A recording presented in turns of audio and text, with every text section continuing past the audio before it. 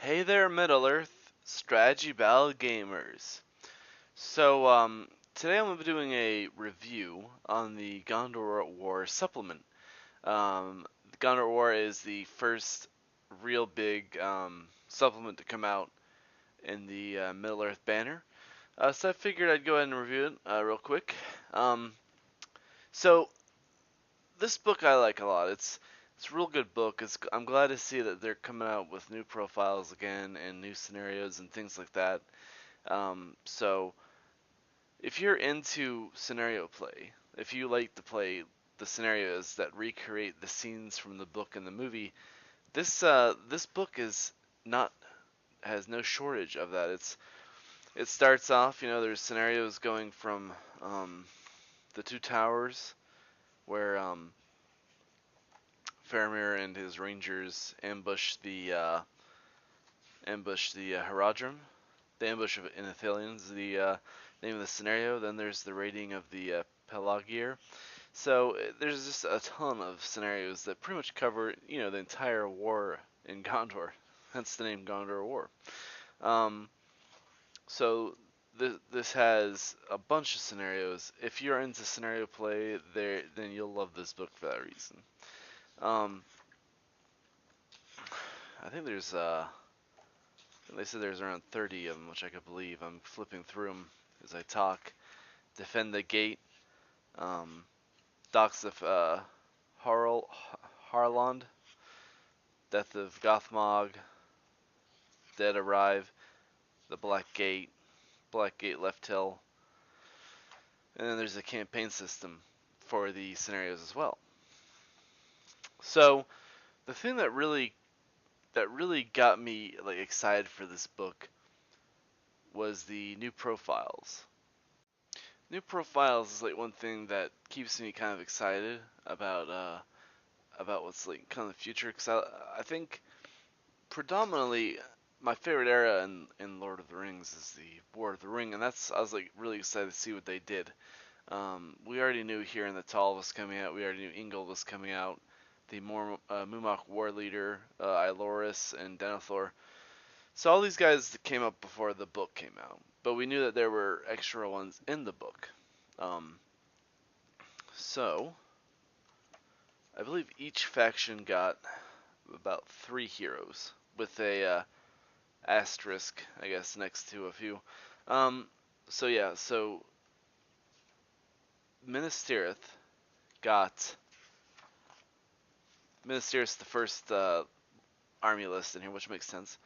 Uh, they got 3 new heroes. They got Ingold, Warden of the Ramos Ekor, Iororlis, Captain of the Guard, and here in the Tall, Warden of the Keys.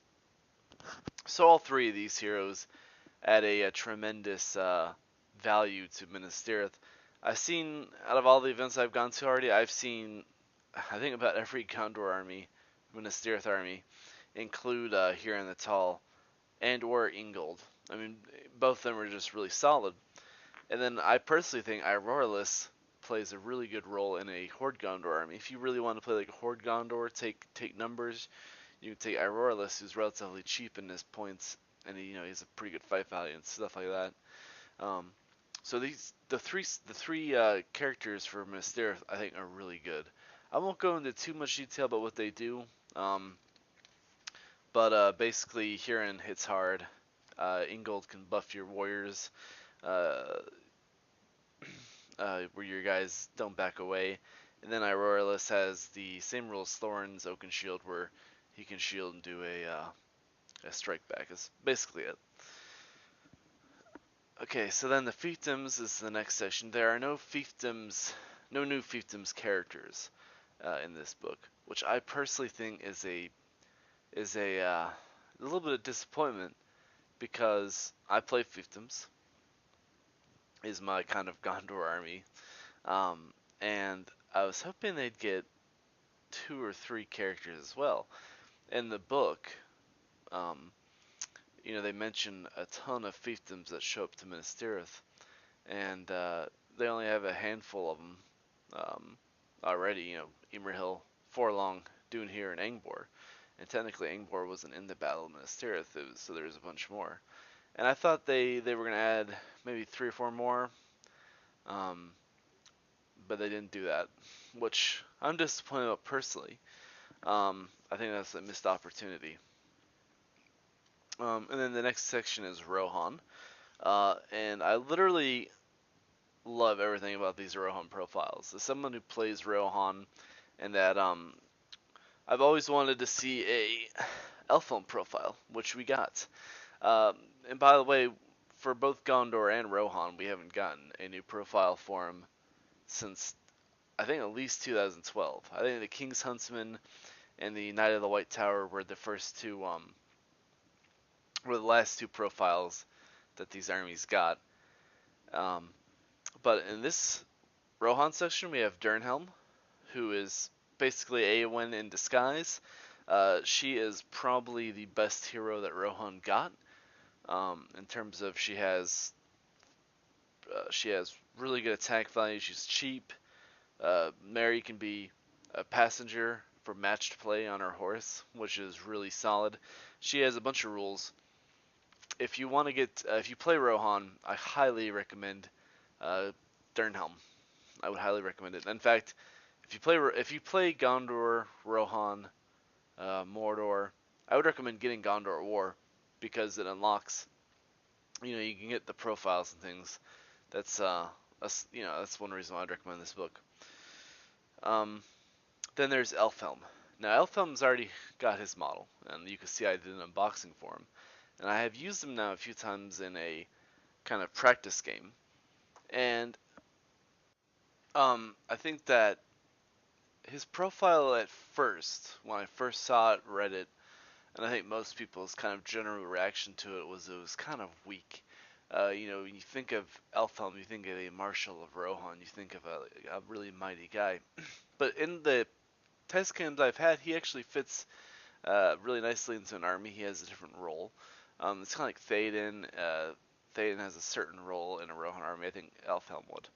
And then lastly is Darowine, or Daorwine, or something like that.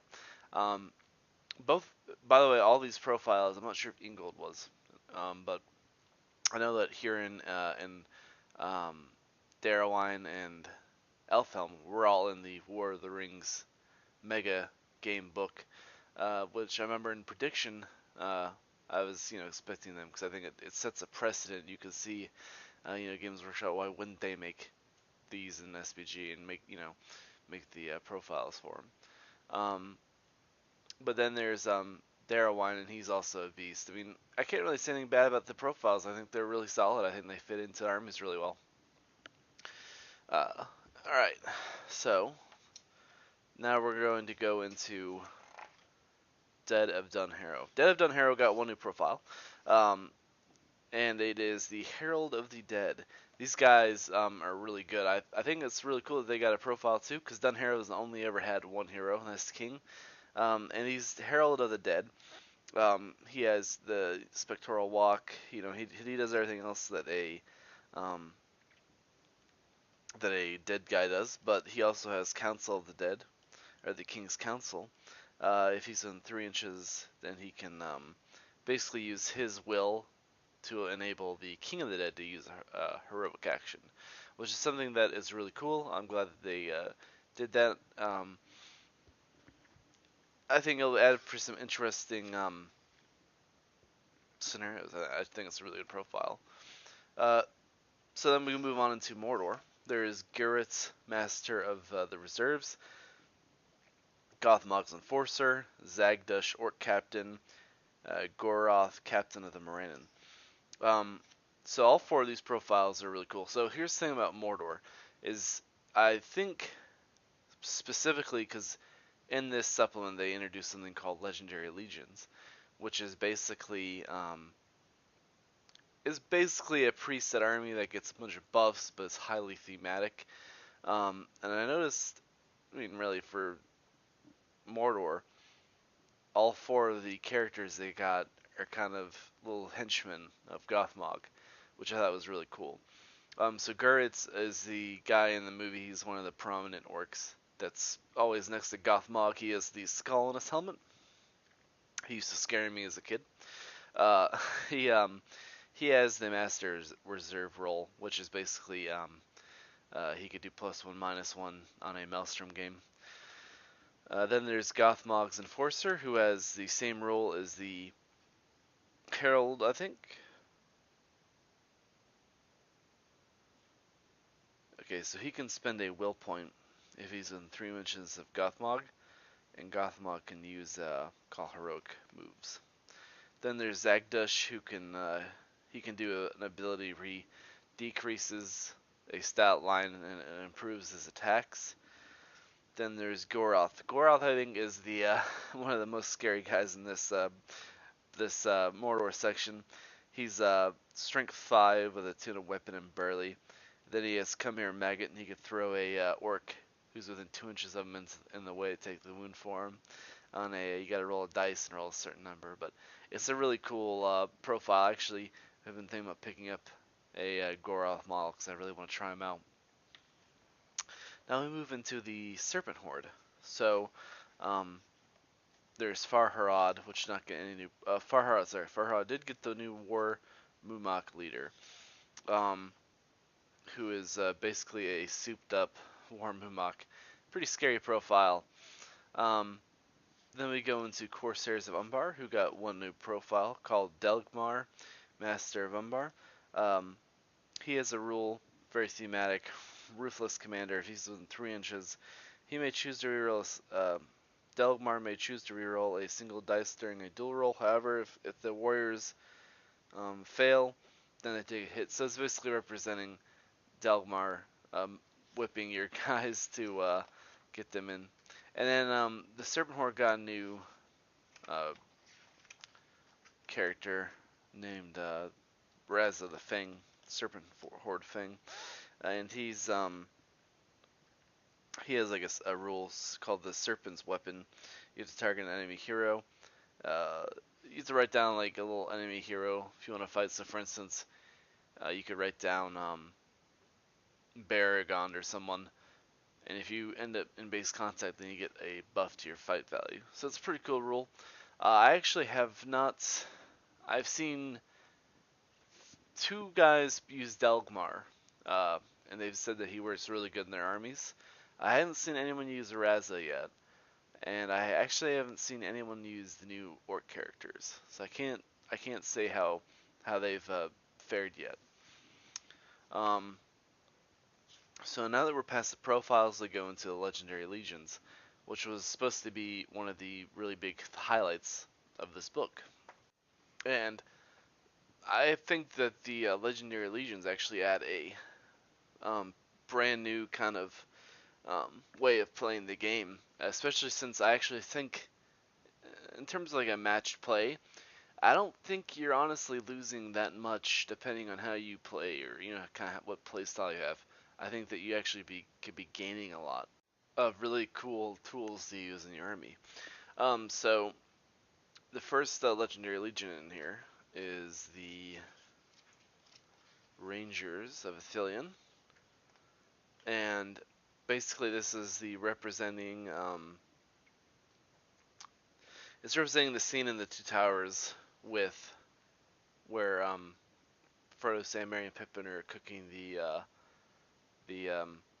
rabbits, the conies, and it represents that you have you can take a preset of heroes. So for instance, you can take Faramir, Madrigal, Damrod, Frodo, Bilbo, and Sam. Or sorry, not Bilbo, Smeagol. Sam and Smeagol. I was thinking about something else. Sorry. You could take those heroes, and then you could take an assortment of warriors. I won't go into too much detail, but that's just kind of an example. And if you take, so you can take all those heroes. Like if you can't take any heroes that aren't in this list. So you can't put Denethor or Boromir in here, or you won't be this Legendary Legion. And if you do take this specific list, then you get a bunch of bonuses. And it's really good for this particular Rangers of Ithilien. Then there's the Grey Company, which basically represents the Grey Company from the book. Then there's the Return of the King, which I think a lot of people are taking this out to tournaments. I think that the last Warhammer World Tournament they had, it looked like quite a few people were taking the Return of the King one, and I actually been thinking about test playing it myself. It looks like it could be a really effective Legendary Legion. Then there's the Riders of Théoden. I've actually test played this once when I was using Elfhelm. I think this is a really good way to play Rohan, especially since most of the heroes in here are ones that I think fit me specifically are ones that I use anyway. Um, there are other heroes like Thaedred and stuff that I think is really good, so I'm kind of debating on how I do it. Then there's the Men of the West, which represents the last stand against Sauron at the Black Gate. Um, then there's Army of Gothmog, which which is pretty much just that. It's basically all the new characters and Gothmog, and they get some buffs. Basically, everything gets buffed. The Grand Army of the South is the Haradrim one. Then there's the Black Gate Opens, which is the evil version. So the book's really solid. The Legendary Legions are solid. The profiles are very solid. I have so I give this supplement, the first supplement of the Middle Earth range. I think I'd give this a 8 out of 10 in terms of what's in it. I think that the scenarios are good, Legendary Legions are good, the profiles are good. Now I do have one complaint with it, and I was even thinking about not talking about this, but I think it's worth. It's my opinion. So if, at this point, if you want to leave, that's basically my review of the book. Very good book. But if you want to hear kind of my opinion on it's not really wrong with the book, but basically me and I think Dan even agrees is there seems to be a kind of lack of in it, and that means not the scenarios, not the Legendary Legions. I was kind of hoping we'd get a few more profiles than we got. So, for instance, Easterlings did not get any profiles, which I think they desperately needed, and I think this book was the chance to have done it. I did mention there were no fiefdoms. Um, Rohan got all the profiles they needed. Gondor got all the profiles they needed. Mordor did. I think they probably could have put maybe one or two more in the uh, far east one, and yeah, so I think that's basically that. Um, so the rest are things that haven't come out yet. So terrain, uh, or hinting towards terrain, kind of things like this. I would have liked to have had some really cool like Minas Tirith terrain come out at launch with the book. Um, there was no Grand, which I think was a missed opportunity. I think a Grand model would have been cool, and I do realize 100% that when they're producing models and things like that, they probably have to think what would sell, and I personally think that would sell, but maybe the people producing it didn't think so. And I mean, even a Grand model could be used for terrain, for instance. Um, So there were no troops in the book. It was just heroes, and I think that was a I think that we needed to have some troops. Um, just like a few, I don't know, like maybe a few like different troops. I mean, I realize that Mordor, Rohan, Gondor have a ton of troops, but for instance, I mean Easterlings didn't have any profiles. Maybe have some new Easterling troops, because they really only have two. Fiefdoms don't really need any, but I think it would have been cool if they maybe had thrown a few more troops in. I mean, just something new. That's not a, and like again, this is just my opinion. It could, you could disagree or agree. Um, um, uh, Conversion kits. Now, again, these are things that haven't come out yet. They could come out still. I'm just putting this in because it's been a while since the book came out. Now I'm reviewing it several months after it came out, and I'm putting this in because we've only gotten one one of the models since the book came out.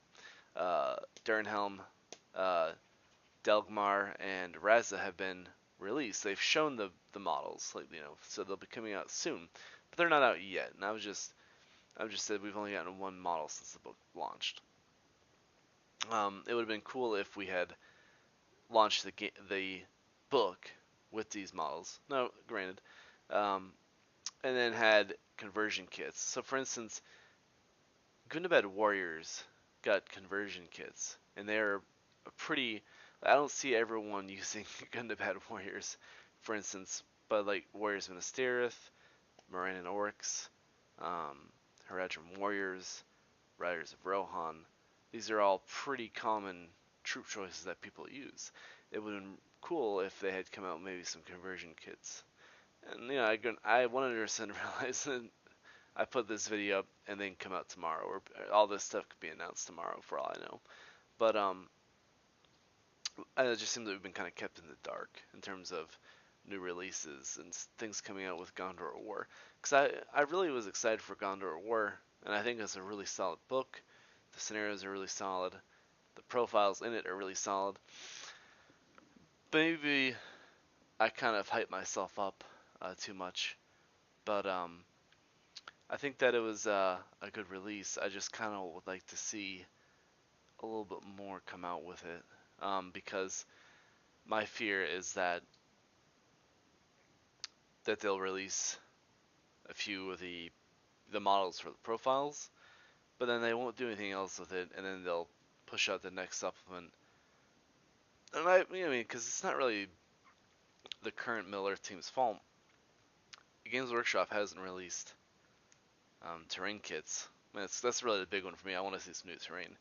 They've Middle Earth, Lord of the Rings has always had a kind of lack of terrain. They've just had ruins of Osgiliath basically, and I think it'd be really cool if they could put some Gondor terrain, like just some like really cool Gondor towers and buildings, maybe a Grand terrain piece. I don't know, just something cool, something around that'd be around the Battle of Pelennor.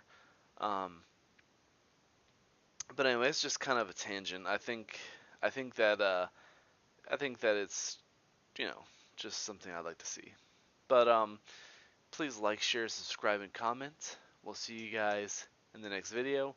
We'll keep posted. I'm trying to put up another video like this, and put in the comments below what you guys think about the supplement. I want to know if you guys agree or disagree. I thought that maybe we needed a little bit more. Maybe we got too much. Maybe some people thought we got too many new profiles and models. So just post below what you guys think, and we'll see you guys in the next video.